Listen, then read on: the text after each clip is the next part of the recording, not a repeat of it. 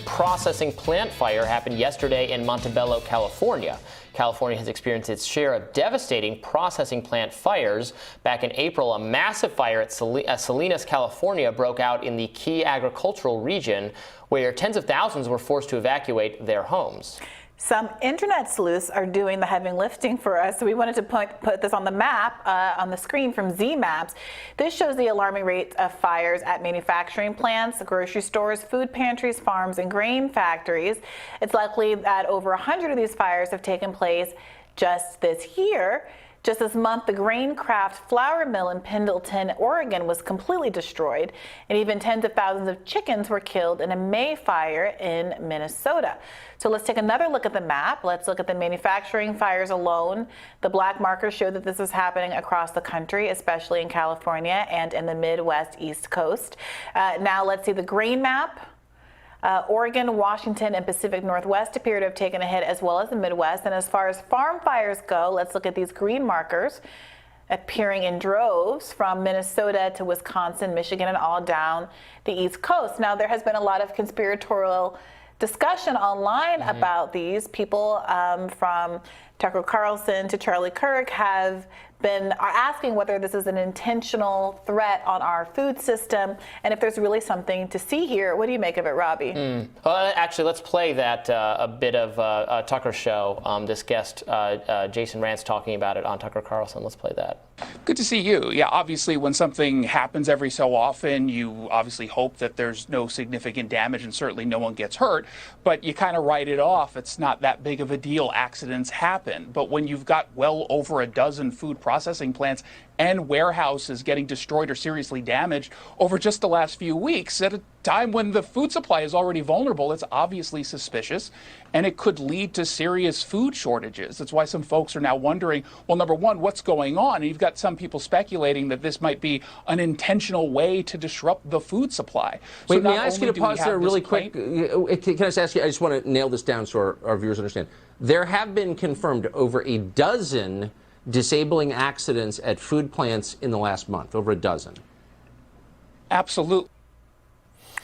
So I'm looking at this, some reporting from the Manhattan Institute, which is a conservative think tank that does some journalism that I think is interesting. And they're saying that this is not outside the statistical.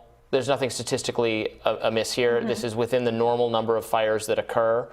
And National Review, which is also conservative, has done some reporting on this, suggesting that they're not being labeled as arson. So if it's nefarious, if it's like deliberate, someone's trying to sabotage the food supply, they're doing it's very subtle. Looks too subtle to be deliberate. Okay, so in about 3 seconds, I'm going to show you a list. Now, what this list shows is all the food processing plants that have either been burned or destroyed here in the US over the last 18 months. And as you can see, the list is pretty extensive. In fact, there are over 35 of them throughout the country. And it makes you wonder, why is this happening? And is this the reason for the food shortages that we've been experiencing here in the US and also the entire world? Now, some other questions that may pop into your head might be, is there someone looking to intentionally destroy these food plants to make the food shortages worse? And also, considering that most of these food processing plants were centered around meat, we have to ask the question, was this part of a bigger plan to decrease meat production so that companies like Beyond Meat and other alternative meat products can gain an edge? Considering that there are men like Bill Gates who heavily invested into these companies,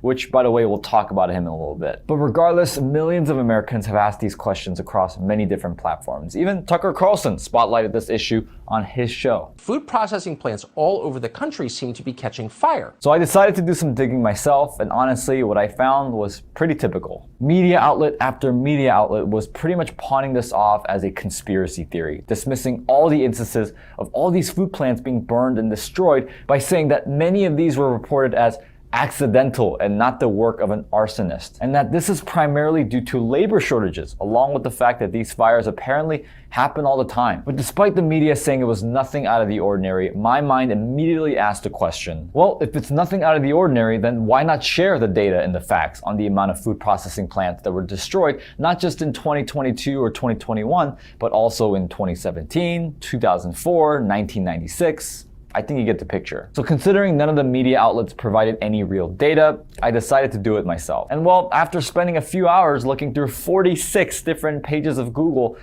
I couldn't find a single thing. I even recruited the amazing Brandon Rowell on our research team to try and help me find the data that backs up all of these claims that have been made by the media about how all these food processing plants being burned and destroyed were nothing out of the ordinary. But unfortunately, he couldn't find it either, which, by the way, he's now very discouraged that he couldn't find the facts that are supporting the claims made by the media. So to encourage him, let's all of us in unison say, "Let's go, Brandon." Now, regardless of all that, food processing plants were still burned and the food shortage is still a real thing. In fact, I want you to take a look at this right here. This is the 2022 Global Food Crisis Report written by the Food Security Information Network. And a lot of what we're seeing in regards to food shortages can be found in this document. Now, this thing is a behemoth, totaling 277 pages. But hey, guess whose job it is to read the whole thing and tell you the important parts? This guy.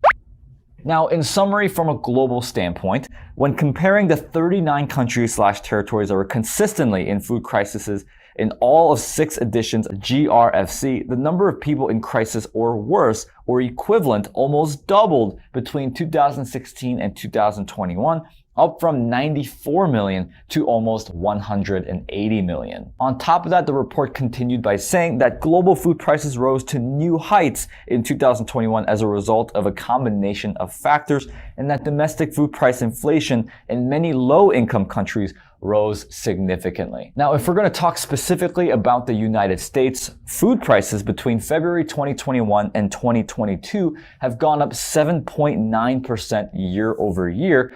Beef and veal prices have gone up 16.2%, poultry has gone up 12.5%, and eggs have gone up 11.5%, all in the last 12 months. All in all, over the last 2 years, we've definitely seen some hardship when it comes to food supply from both global and the US perspective. But of course, while all that was going on, this guy became the world's largest private owner of farmland. As a matter of fact, I want you guys to take a look at this map right here. What this is a map of all the farmland that Bill Gates owns here in the US. And looking at it, you don't really see anything unusual. I mean, he obviously favors certain states like Louisiana, Arkansas, and Arizona, but at first glance, you don't really think much of it. But when you dive deeper, you start realizing that maybe something's a bit off, and you start asking questions. Like, for example, every media outlet that's covered Bill Gates being the largest private farmland owner in the US has said that his primary reason is more so for investments and tax purposes. Yet when you conduct thorough research on the best states to buy farmland for those exact purposes, you see states like Montana, South Dakota, North Dakota,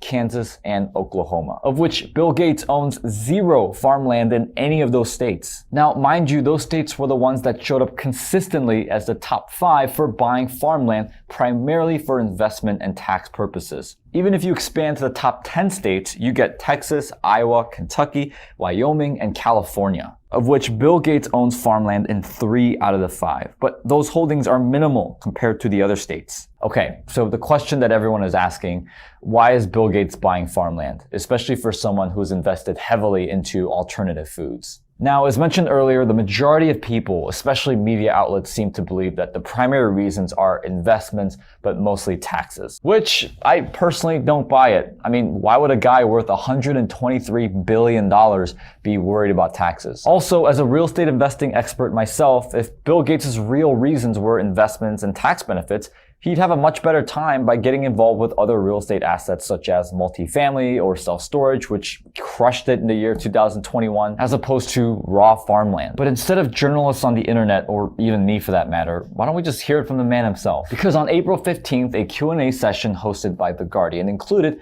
Bill Gates being asked that very question. When asked why he was buying so much farmland, Gates claimed that it wasn't connected to climate change or philanthropy, but an investment in emerging food and fuel technologies. To which, of course, when he says emerging food technologies, I'm pretty sure he's referring to the fake meat products that's created by one of the many companies that he's invested into. And that right there is what I would identify as the real reason. I mean, the man literally just said it himself. Wow, that sounds a lot like the Great Reset.